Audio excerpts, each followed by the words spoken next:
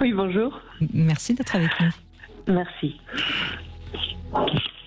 Alors, oui, allez-y, je vous en prie. Donc, je revenais sur l'infidélité. Il y a beaucoup de garçons qui ont témoigné. Et là, vous faites plaisir à Christian Jamin. Il m'a dit, j'espère qu'on va avoir une femme qui témoigne. Et donc, en fait, moi, je voulais expliquer un petit peu comment ça s'était passé, pourquoi j'étais tombée dans l'adultère, en fait.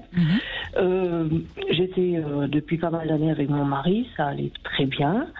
Enfin, il me semblait que ça allait bien. On était un petit peu peut-être dans le boulot, dodo, métro à fond.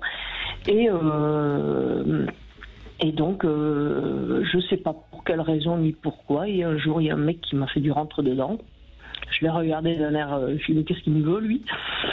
Et il s'est trouvé que c'était quelqu'un que je rencontrais par rapport, enfin que je croisais, parce qu'on se rencontrait pas, on se croisait quand j'amenais mon fils à une consultation. Et il s'est trouvé que sur des années, sur des mois, on tombait à la consultation au même moment. Bref, donc à chaque fois, il faisait du rentre-dedans, du machin. Je me disais, putain, qu'est-ce qu'il me veut celui-là, qu'est-ce qui lui arrive? Et puis bon, au bout d'un moment, on ne s'est plus trouvé, plus du tout. Et bizarrement, au bout de 5-6 mois qu'on se revoit une fois, effectivement, il y a eu plus de discussions sur plus parce qu'on avait quand même réussi à parler d'autre chose que uniquement de mon postérieur, on va dire.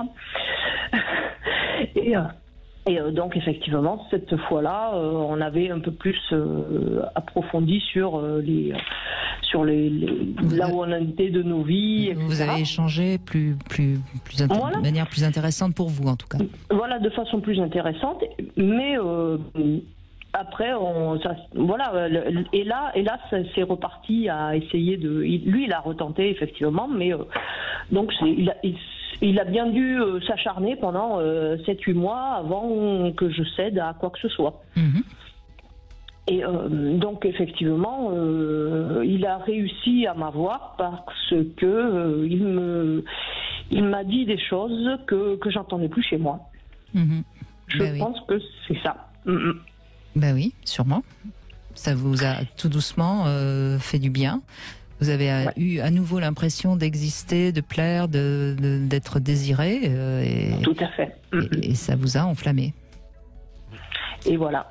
Ben oui. Donc alors, ça a duré 3-4 ans et puis maintenant c'est fini. Je voudrais revenir sur un mot que vous venez de dire, parce que vous avez dit il a fini par m'avoir. Alors avoir, ça a deux sens. Ça peut être posséder ou m'avoir. M'avoir, comme on dit, je me suis fait avoir. Donc j'ai après l'histoire, j'ai eu cette impression aussi, un peu. Voilà, donc c'était les deux sens. Oui. Voilà, j'avais bien entendu. Mais est-ce que ça a mis votre couple en danger ou pas? Quand mon mari l'a su, oui. Mais vous êtes toujours ensemble? Oui. Bon. En fait, c'est vrai que ça m'avait énormément perturbée parce que je ne savais plus où j'en étais dans mon couple. Mon mari m'avait emmené voir une psychologue, un médiateur. Et la médiatrice m'a demandé, mais qu'est-ce que vous voulez faire? J'en sais rien, je ne sais pas si j'ai envie de sauver le couple ou pas, parce que c'était tellement frais que j'en savais rien du tout, quoi.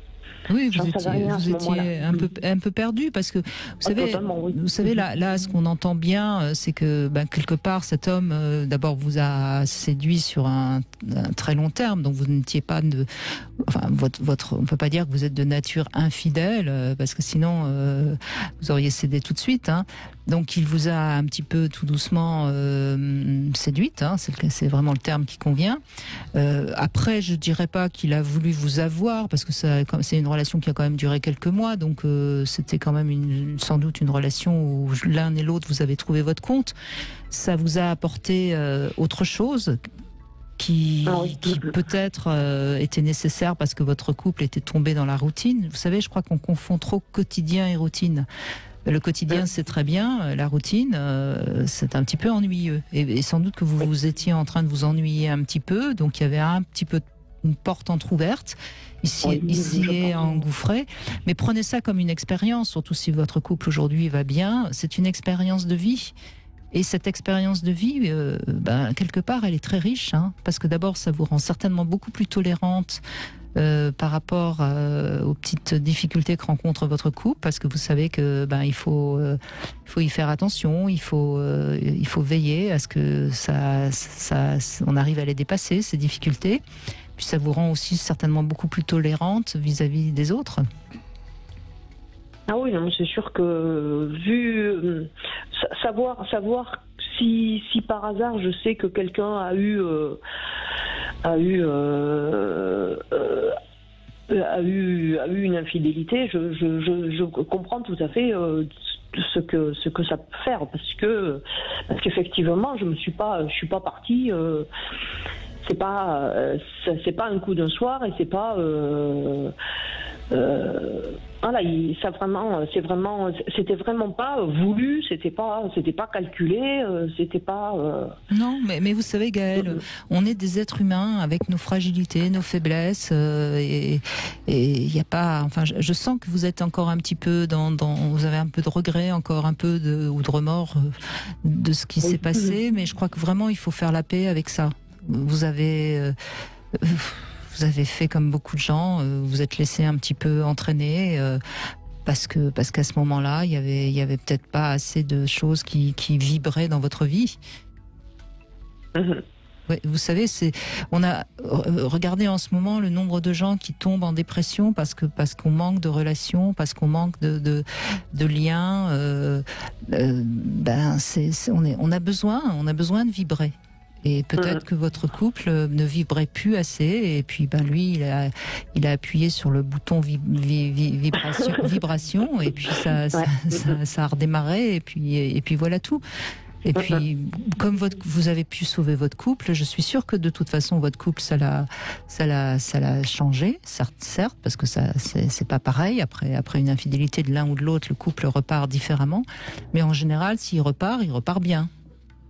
Donc je trouve que c'est encore très chaotique, mais bon. Parce que vous avez encore ce petit regret, cette petite culpabilité. Il faut que vous fassiez. J'ai un mari qui me la sert régulièrement. Donc oui, il faut. Non, mais ça, si vous ne l'avez plus, il vous la resserrera plus. Il faut vraiment que ce soit vous qui arriviez à vous pardonner. Une fois que vous vous serez pardonné, il verra bien quand la prochaine fois qu'il vous la met en pleine figure. Vous n'aurez pas la réaction que vous avez actuellement, et donc ça marchera plus, donc il arrêtera. Ben oui, mais il faut vraiment vous pardonner. Franchement, c'est vraiment le conseil qu'on peut vous donner. Et c'est certainement le conseil qu'aurait dû vous donner la thérapeute. Parce que sinon, si vous gardez cette impression que vous avez fauté, vous devenez finalement un petit peu la personne la plus... il en profite. Et il n'a pas à en profiter. Soit il vous pardonne et vous restez ensemble, soit il vous pardonne pas. Et s'il vous pardonne pas, vous restez pas ensemble. Bon, il vous a pardonné, donc il n'a pas à remettre ça sur le tapis. Ouais, vous voyez, hein? Ouais. Bon, allez. Ouais. Après, est-ce que c'est pas plus de la bienséance, parce que c'est pas quelque chose qui se fait chez lui, quoi. Pour paraître dans le. Non, vous savez, Gaëlle, on est toujours dans des relations de pouvoir dans le couple. C'est tellement facile de prendre le pouvoir en reprochant à l'autre d'avoir été infidèle. Mais qu'est-ce que c'est au fond, hein? Qu'est-ce que c'est au fond, finalement, hein? Il vous aime, sinon il vous aurait pas pardonné. Donc, ne vous laissez pas comme ça sous cette emprise-là. D'accord ? D'accord. Merci Gaëlle. Merci Brigitte. Merci.